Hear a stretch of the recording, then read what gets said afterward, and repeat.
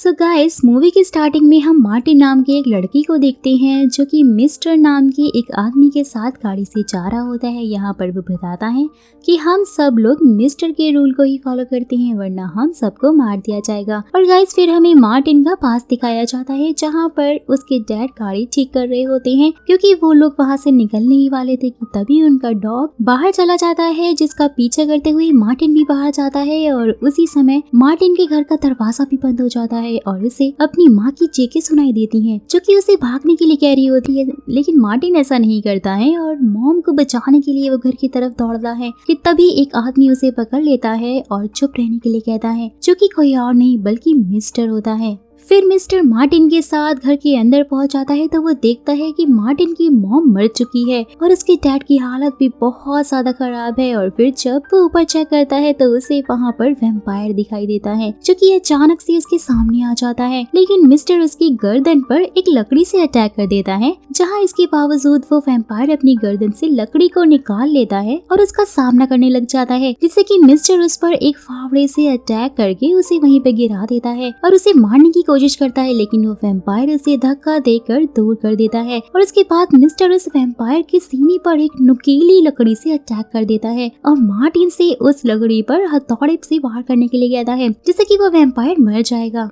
फिर मार्टिन के dad mister से कहते हैं कि तुम मेरे बेटे का ख्याल रखना और उसके बाद मिस्टर उन्हें वहीं पर मार देता है। फिर गाइस, हम देखते हैं कि मिस्टर मार्टिन को वैम्पायर से लड़ने की ट्रेनिंग देता है और इस दौरान हमें ये पता चलता है कि वो दोनों हमेशा नॉर्थ की तरफ ट्रैवल करते हैं और शहरों से बचकर रहते हैं क्योंकि शहरों में लोग इकट्ठा होते हैं, लेकिन अगर वहाँ पर भी एक भी आदमी इन्फेक्टेड हो गया तो वो सब के सब मारे जाते हैं। फिर हमें पता चलता है कि वैम्पायर्स की पसलियां लोहे की होती हैं जिससे इनकी बॉडी पर अटैक करके इन्हें मारा नहीं जा सकता है और इसलिए उन्हें मारने के लिए इनके सीने पर या फिर इनके सर के पीछे अटैक करना चाहिए। और फिर वो दोनों जब गाड़ी से जा रहे होते हैं तो उनकी गाड़ी के सामने एक सिस्टर आ जाती है जिसका रेप करने के लिए दो लड़के पीछा कर रहे होते हैं और ये सब कुछ देखकर मिस्टर बहुत ज्यादा गुस्सा हो जाता है और वो उन दोनों पर ही अटैक करके उन्हें मार देता है। फिर मिस्टर उस सिस्टर के पास पहुँचता है और उसे अपने साथ में ले जाता है और इस दौरान सिस्टर उन्हें बताती है कि उन लोगों ने मुझे धोखे से पकड़ा था और ये कहा था कि वो भी क्रिश्चियन है, जहां इस दौरान वो लोग एक मोटल में रुके हुए थे और रात में वैम्पायर्स को दूर रखने के लिए एक ट्रैप बनाते हैं जिससे कि वैम्पायर्स के आने पर उन्हें पता चल सके। और फिर जब रात में उन्हें वैम्पायर के आने का एहसास होता है तो वो लोग उस वैम्पायर को ट्रैप में फंसा देते हैं, जिसके बाद मिस्टर और मार्टिन मिलकर उस वैम्पायर को बहुत ही बुरी तरह से मार देते हैं। ये देखकर सिस्टर को बहुत ज्यादा दुख होता है और वो मिस्टर से इस बारे में पूछती है तो वो कहता है कि मैं बुरे इंसानों को कभी भी जिंदा नहीं छोड़ता हूँ और यही वजह थी कि मैंने उन दोनों लड़कों को भी मार दिया था जो कि तुम्हारा पीछा कर रहे थे और तुम्हें तंग कर रहे थे, और अगर तुम्हें इस चीज से प्रॉब्लम है तो हम तुम्हें अगले स्टॉप पर छोड़ देंगे। लेकिन मिस्टर ऐसा नहीं करता है और सिस्टर को अपने साथ ही रखता है। फिर वो लोग आगे बढ़ रहे होते हैं और एक कैंप में पहुंचते हैं जहां पर उन्हें चारों तरफ मरे हुए लोग ही दिखाई देते हैं कि तभी उन्हें वहां पर एक बच्चे की रोने की आवाज सुनाई देती है। लेकिन जब वो लोग बच्चे के झूले तक पहुंचते हैं तो उन्हें पता चलता है कि वहाँ पर कोई बच्चा ही नहीं है और इसी समय आसपास पड़े हुए लोग खड़े हो जाते हैं अचानक से। और गाइस, हमें ये पता चलता है कि वो सब ब्रदरहुड नाम की एक गैंग के मेंबर हैं जिनका लीडर जेबिता है और वो लोग मरने का नाटक कर रहे थे और इस दौरान वो लोग अपनी बॉडी को एक अजीब से कवर से ढक कर रखते थे। और यहाँ पर हमें ये भी पता चलता है कि जिन दो आदमियों को मिस्टर ने मारा था वो कोई और नहीं बल्कि इसी ग्रुप के आदमी थे, यहाँ तक कि उनमें से एक जेबिता का बेटा था। यही वजह है कि वो मिस्टर पर बहुत ज्यादा गुस्सा होता है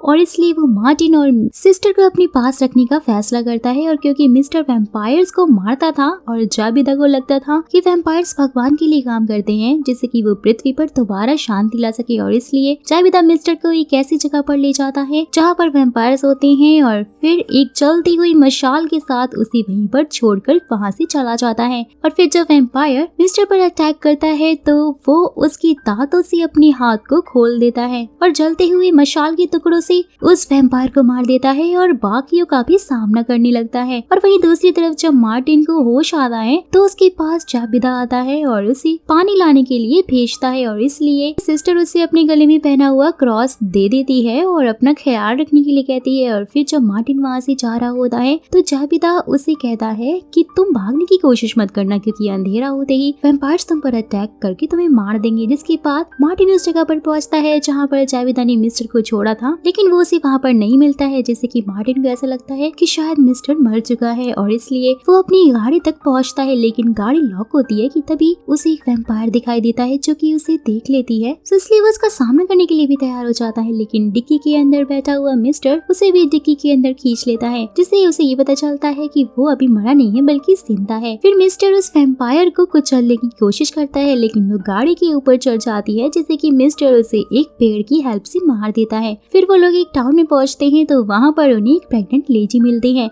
जिसका नाम बेली होता है और वो उनसे लिफ्ट मांगती है, जहाँ मिस्टर उसे लिफ्ट देता है, जिस बात से वो बहुत ज्यादा खुश हो जाती है। और इस दौरान हमें ये पता चलता है कि वो सब नॉर्थ में बनी एक टाउन में जा रहे थे जिसका नाम न्यू एडन है। और फिर वो लोग रात होने के बाद एक घर में रुकते हैं तो वहाँ पर मार्टिन को एक लेडी मिलती है जो कि वैम्पायर होती है और वो उससे छूने की कोशिश करती है कि तभी वहाँ पर मिस्टर आ जाता है जो कि उसे पकड़ लेता है और मार्टिन से उसके सीने पर लकड़ी से वार करने के लिए कहता है, क्योंकि मिस्टर को पता था कि अगर इसने ऐसा नहीं किया तो मार्टिन भी वैम्पायर बन जाएगा। जिसके बाद मार्टिन उस वैम्पायर को मार देता है और फिर वो लोग एक हाईवे के पास पहुंचते हैं तो उन्हें वहाँ पर विली नाम का एक आदमी मिलता है जिसे ब्रदरहुड के लोगों ने उसी के ट्रक से उसे नीचे फेंक दिया था। और यहाँ पर गाइस हमें ये पता चलता है कि वो पहले एक यूएस मरीन था, साथ ही वो एक वॉर से वापस आया था जहाँ पर गए हुए सभी लोग मारे गए थे, क्योंकि वो वार किसी और से नहीं बल्कि वैम्पायर से थी। जिसके बाद प्रेसिडेंट भी मारे गए थे। और फिर नेक्स्ट डे हम बेली को देखते हैं और इस दौरान उसे दर्द हो रहा होता है और इसलिए वो ब्रदरहुड गैंग के एक आदमी की तरफ बढ़ती है और उससे कहती है कि मुझे डॉक्टर की जरूरत है क्योंकि मेरी डिलीवरी होने वाली है। मैं यहाँ पर 3 लोगों के साथ आई थी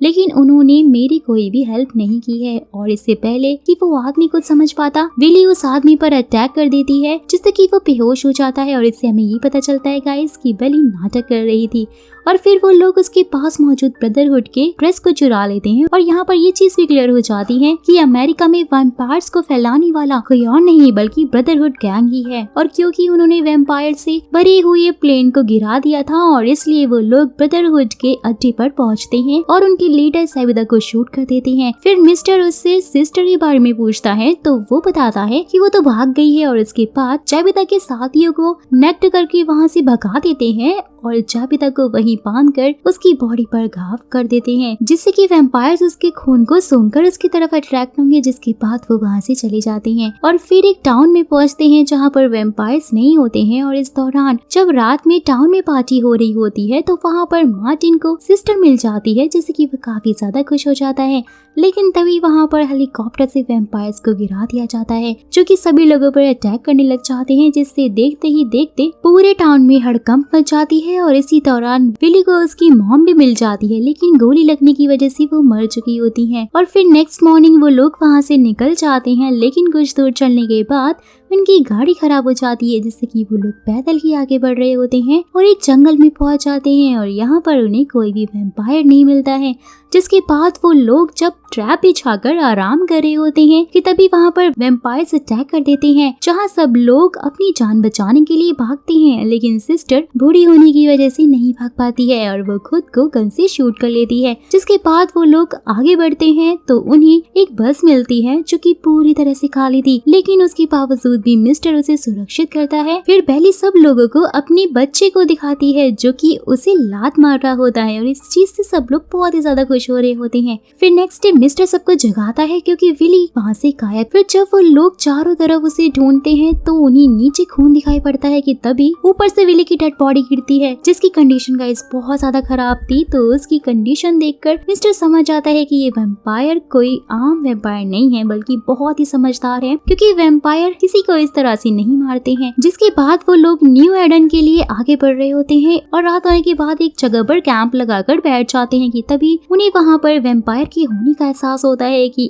और इसलिए मिस्टर और मार्टिन चेक करने के लिए आगे बढ़ते हैं। लेकिन जब वो लोग वापस आते हैं तो बेली वहाँ से गायब होती है, तो इसलिए वो लोग उसे ढूंढते हुए आगे बढ़ते हैं। तो एक घर में उन्हें बेली की आवाज सुनाई देती है, जिससे मार्टिन उसकी तरफ बढ़ता है जहाँ मिस्टर उसे रोक रहा होता है, लेकिन वो उसकी बात नहीं मानता है और घर के अंदर पहुँच जाता है। तो वो देखता है कि वहाँ पर बेली बहुत ही बुरी तरह से उसे बांध कर रखा हुआ है, जिससे कि उसका खून भी बह रहा है। कि तभी ज़ैबिदा जो कि अब वैम्पायर बन चुका था वो मार्टिन को पकड़कर उसका सर खून में डाल देता है और कहता है कि तुम्हें इसे पीना ही होगा। और उसी समय वहाँ पर मिस्टर भी पहुँच जाता है। तो ज़ैबिदा उससे कहता है कि मैं अपने साथ की गई हर चीज का बदला लूंगा, यहाँ तक कि तुमने मेरे बेटे को मारा है, इसलिए मैं भी मार्टिन को मार दूंगा। ये सब कुछ सुनकर मिस्टर उस पर अटैक करने की कोशिश करता है, लेकिन वो मिस्टर पर बहुत भारी पड़ रहा होता है और उसके हाथों में कील लगाकर उसे दीवार पर लटका देता है। फिर वो मिस्टर को बताता है कि जब तुम मुझे मरने के लिए छोड़ आए थे तब वैम्पायर्स मेरे पास आए थे जो कि बहुत ही भूखे थे और इसलिए मैंने उन्हें पीने के लिए अपना खून दिया था, जिससे कि अब मैं उनका भगवान बन चुका हूँ। फिर वो मिस्टर को काटने की कोशिश करता है, लेकिन मार्टिन उस पर अटैक कर देता है, जिससे कि ज़ेपिता को कोई भी फर्क नहीं पड़ रहा होता है। और उसी समय मिस्टर अपने पैरों से लकड़ी उठाकर उसके सीने में घुसा देता है, जैसे कि वो वहीं पर मारा जाता है। इसके बाद मिस्टर खुद को आजाद करता है और इधर मार्टिन बेली के पास पहुंचता है, लेकिन उसके देखते ही देखते वो मर जाती है, जिस बात का उन्हें बहुत ही ज्यादा दुख हो रहा होता है। फिर जब वो लोग आगे बढ़ते हैं तो उन्हें एक गाड़ी मिलती है, जिसकी हेल्प से वो दोनों आगे बढ़ने लग जाते हैं। तो वहाँ पर उन्हें एक लड़की मिलती है जिसका नाम पैगी होता है